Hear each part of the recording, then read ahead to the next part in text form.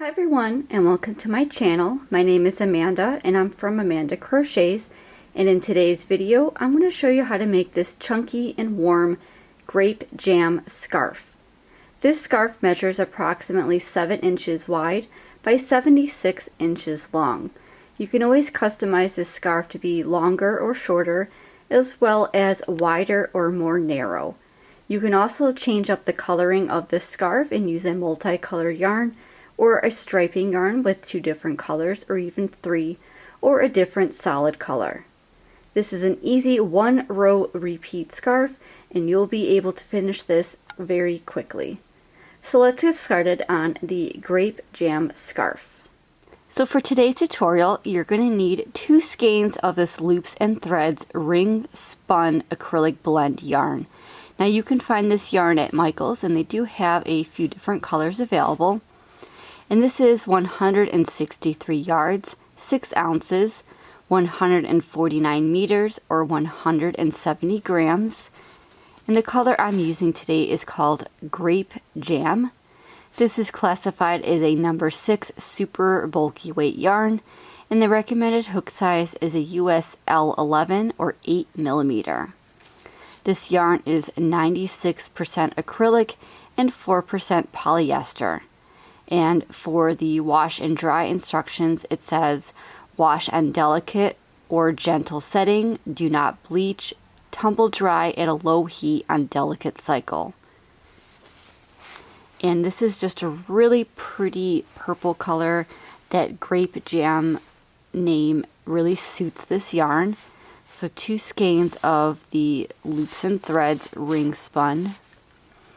And then I'm going to be bumping up my crochet hook by 1, and depending on the brand of hook that you use, it might be a little bit different, but I'm using an M/N 9 millimeter crochet hook. Now most crochet brands or hook brands are going to be an N crochet hook, so as long as it's a 9 millimeter or an N, you should be just fine. This is the Clover or More crochet hook. So let's begin today's tutorial. So for today's tutorial, we're going to be using the Suzette stitch, which is a highly requested stitch. So I will show you how to make that. And for the beginning chain, I did a chain of 16.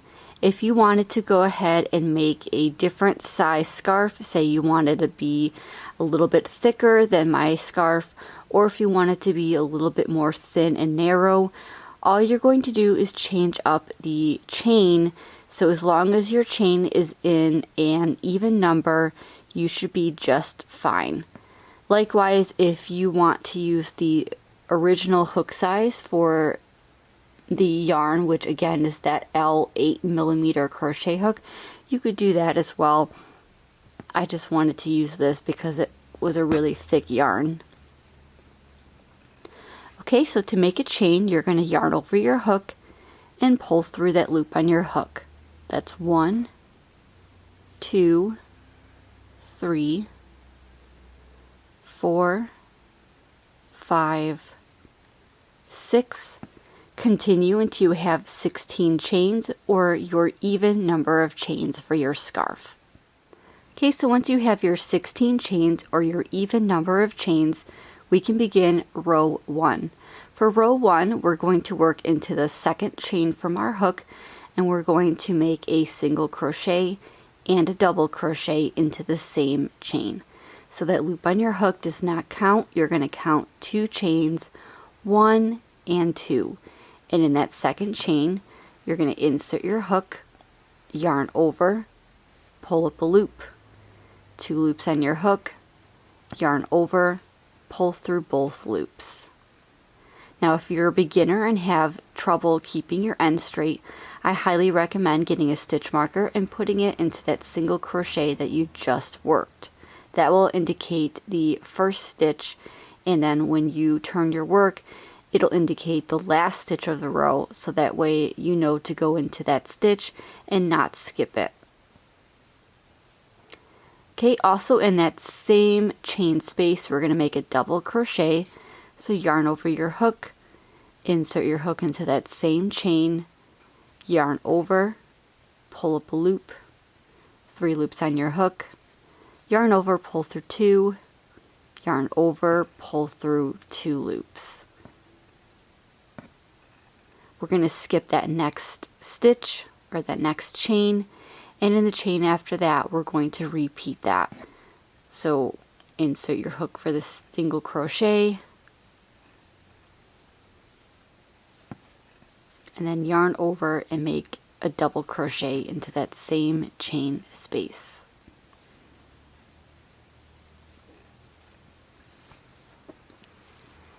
You're going to repeat this all the way across your first row. So you're going to skip that next chain, and in the chain after that make a single crochet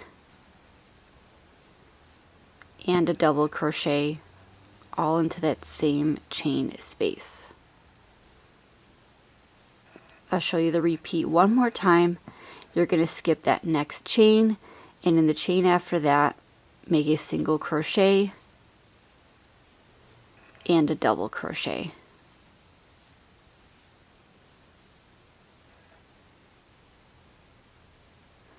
Repeat that across until you have 2 chains remaining.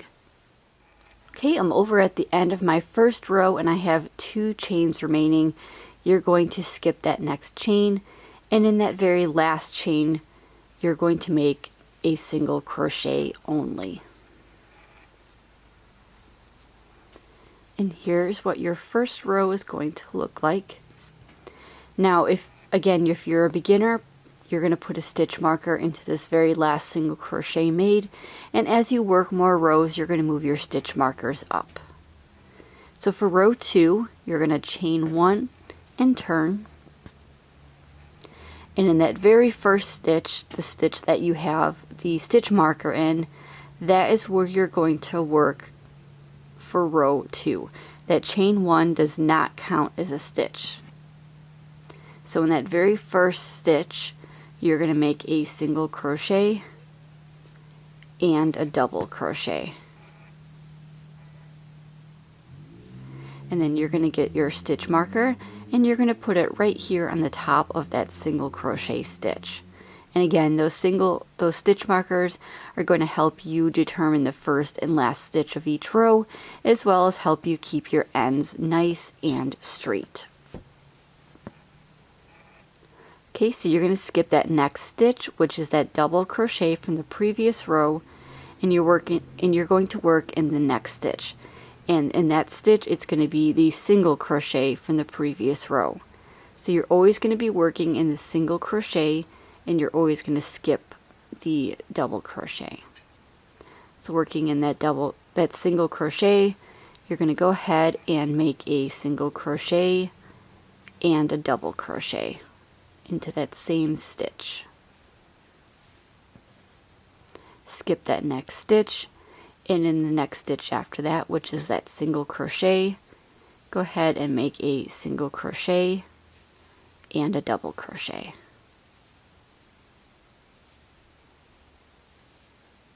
Skip that next stitch, and in the stitch after that make a single crochet and a double crochet.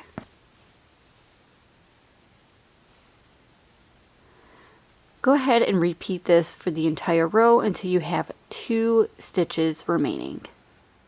Okay, so I'm over at the end of row 2 and I have 2 stitches remaining. I want to skip that next stitch, and in the final stitch I'm going to make a single crochet.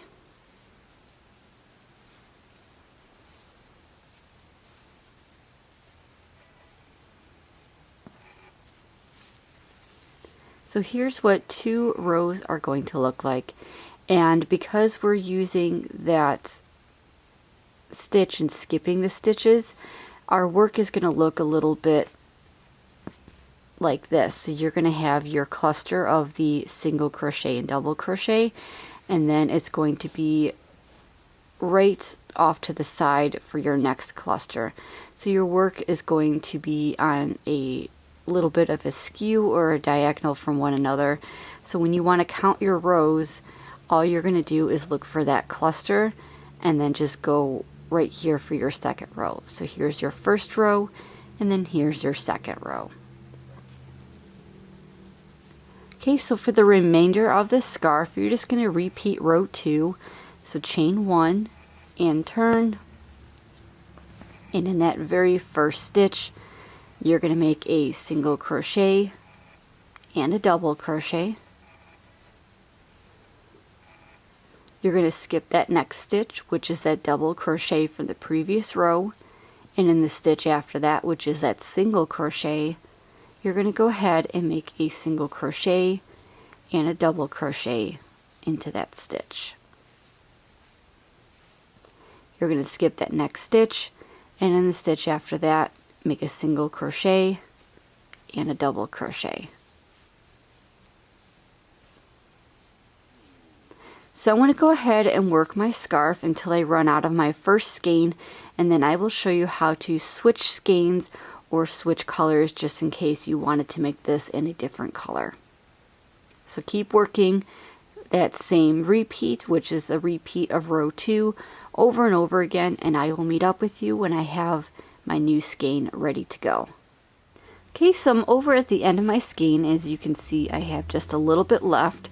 So in order to change skeins or change colors, I'm just going to go ahead and take that last part of the double crochet out. And you do want to leave a little bit of a tail to weave in your ends. So instead of yarning over with that same skein, I'm going to get a new skein. And again, I'm going to be leaving a little bit of a tail. And I'm just going to lay that yarn right over my crochet hook and pull through with that new skein or that new color. And then I like to give my ends a little bit of a tug just to tighten them slightly, and then I can continue working my scarf. Now if you are changing colors completely, then I highly recommend finishing up the row before you change colors, and it's going to be the exact same thing. You're just going to work your last stitch. And if you're changing colors right here, instead of yarning over to finish that single crochet with that same current skein, you're going to lay the yarn, the new color over, and pull through with that new color. So it's really up to you on your scarf if you want to make it in one solid color, if you want to make it in a variegated color, if you wanted to make it in a striping color. The possibilities are really up to you, so you could do whatever you would like. So I'm going to keep working on my scarf, and I'll let you know how many rows I ended up making, and then again how long my scarf was. So keep working that repeat of the Suzette stitch, which is the repeat of row 2. Okay, so I'm coming up on the end of my scarf. I ended up using both skeins, so the full skein, and this is just what I have left over. So I have one stitch remaining, and that very last stitch I'm going to go ahead and make a single crochet. And I'm just going to yarn over and pull through and tighten. So my scarf ended up being 135 rows, and it measured approximately 76 inches long. If you always want to make it a little bit shorter, you can do that as well. I just really wanted to use up both skeins of yarn. Once you have your scarf finished, we can go ahead and weave in the ends. So just get your tapestry needle. And you can weave in your ends however you like. I just like to go back and forth 3 times to really secure it. And I'm just going to go in between the stitches.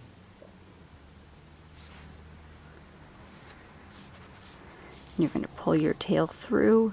Now if you are using a different color, or if you're using multiple colors, say you're making a striped scarf, you're going to keep the same color together with the yarn ends, so that way you hide them even more. So for example, if you have a purple and white scarf, you're going to keep all your purple ends together and then all your white ends together, instead of just making them a little bit more visible when you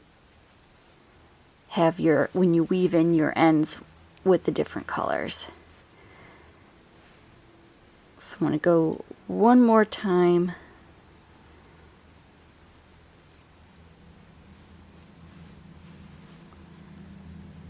in between the stitches. And like I said, I like to go in 3 different directions just because I feel like it's a little bit more secure.